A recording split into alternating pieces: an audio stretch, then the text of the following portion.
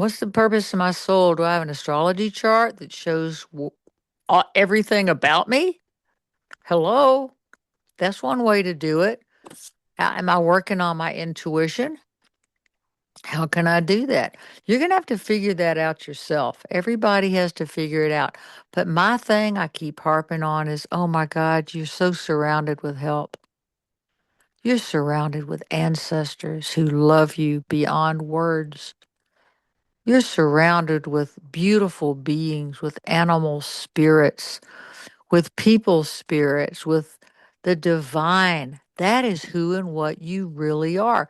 You aren't alone at all. So ask for help.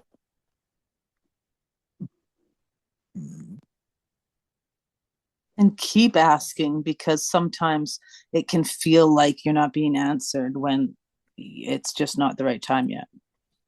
That is so true. And that's the love. That's that divine thread we talk about, that golden thread. Is that we just follow it. It's like Tinkerbell going into Never Never Land. You follow that light because you know it's there. And just because you're not getting what you want right now, hello, humanity, we all do it. We are learning and growing, and things are changing. We are absolute divine love in this human clay body, and things are going to get better. Don't believe the finality of wars, of destruction, of hate. Those things are all fear based affects of what has been building for 100,000 years. And it's going to come to an end. It is right now.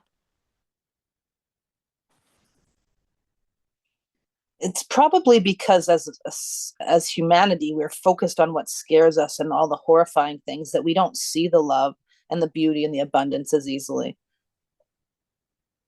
It is. It's true love. It never dies. It never has a beginning, and it certainly doesn't have an end. Hate does, because hate is fear manifest in the physical world. It has a beginning, middle, and an end. You don't need that, but we all do some of it. It's part of the lessons of being here. And by feeling that anger or that hate, why do we do that? I think we don't feel hate towards somebody because of what they did to us. We feel that because of what we want to do back to them. That's it. So once we can release some of that with detachment, there's the love. And it can't be used, that hate and fear cannot be used by these addictive, invisible beings to go out and do harm. So by detaching from the feelings of fear and hate, we're basically disallowing those beings from affecting us negatively even more. Yeah, in my own life, oh, when I think about the peace of mind I get when I say, it doesn't matter. Wow. Well, I feel some grief. I have to grieve the loss of my ego not getting fed. And it's hard. But think about the great people in the world we've read about, seen, or whatever. These people control themselves, they control their emotions, and they look for solutions through intelligence and higher power. Most of them are deeply feeling people. And if not, they are deep thinkers. And they will look for a community solution within themselves, and they will do that no matter what anybody says. That's when you're being authentic. Zoliart says that we speak to people who are disenfranchised, who have had in their life to have the courage of going forth into areas, into places, into emotional dramas where nobody's believing them, nobody's supporting them. They have no idea how they're getting through it, but they are true to themselves. Timid Noshe, to thine own self be true. That's who we're talking to, and that's you guys. That's the reason you're listening to this, because you know what it feels like to stand like Arjuna on that battlefield with Krishna saying, you have to fight your own family because it's your job in karma. You have to do something that is hard, horrible, and you think is going to tear you up, but you know it's the right thing to do. And you have to stand alone and do that. And that also is true love, because where does that come from? That comes from a deep, deep place inside of you that says, I will survive this, even if not physically. It's so refreshing to hear those words and to be inspired to be authentic and not um, get riled up about what you have to do, even if it's hard. Well, I can easily get riled up. You know, this is human nature, and we have to understand when somebody talks about this, like somebody like myself saying all this stuff, it's not that I know how to do it.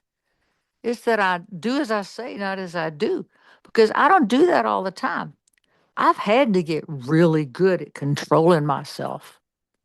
I've really had to get good at that emotional thing because I have such a watery chart. And I would swim when I was younger. Oh my God.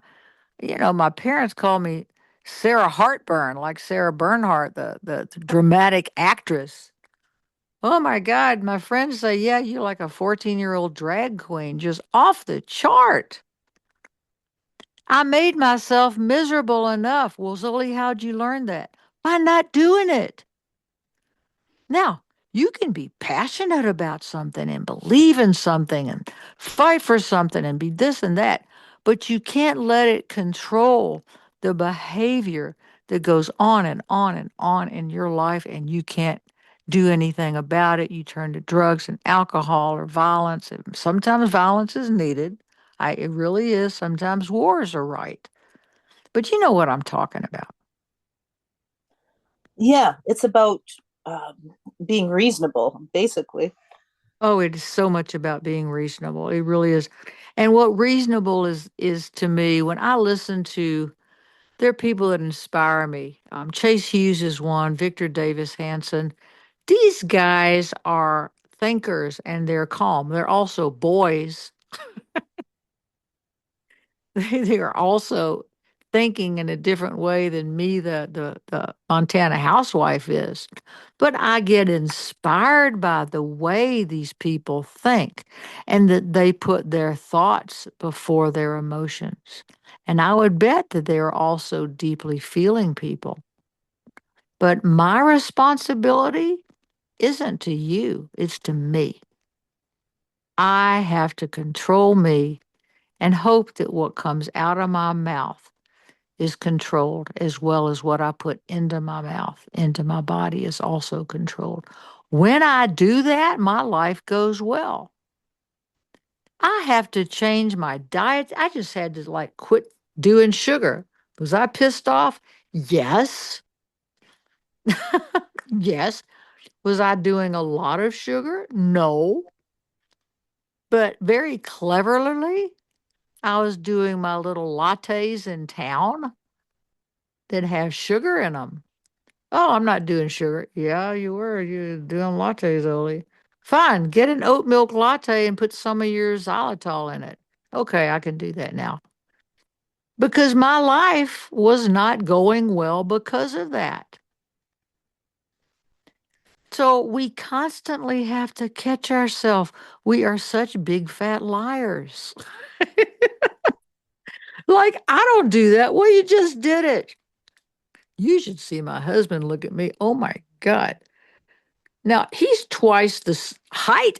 He's over a foot and a quarter taller than me, and he weighs more than twice what I weigh. He can eat more. But you go to a restaurant, you get the same amount of food. I would weigh 500 pounds if I ate all of that. So, I mean, this is life. We have to control ourselves. And I hate having to do that. I wish I could just eat pizza and do a bag of cocaine and smoke cigars and drink scotch. And that is my 100th birthday party, so y'all show up. Wouldn't that make for an interesting It podcast? is. There's so many people want to come to my 100th birthday party. I Oh, don't, we the could do male that stripper, I've had to leave that out. I don't think I'm going to care about that. one. I just don't. But we had, this is our desire body, you guys. I'm no different than you. Nobody is. Don't let people on these internet sites pontificate about this is what you have to do and pretend that they don't have any shit. They do. We're all the same.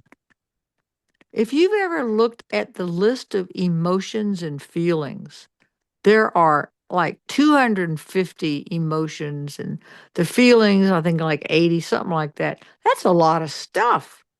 We all have that, all of us. But the ones that we tend to express over and over are the ones we learned in childhood. Work. If I do this, I get that response. If I don't do this, nothing happens. So we have our own special little group. It's like doing an art piece and you use the same 10 colors over and over and over. But we all have access to all of that. We're no different from each other in that way. That's why we have to help each other to say, there by the grace of God go I. You have a right to privacy. You have a right to live the life that you want to live. And people are fighting and dying in some countries just to have the right to be themselves, to walk out of their house. And that's satanic energy, by the way, to control you, to control your willpower. But I won't get enough on that. I think as far as the love aspect, they are present in all the emotions, even the negative ones, because the negative ones are a cry for help, to look for the opposite.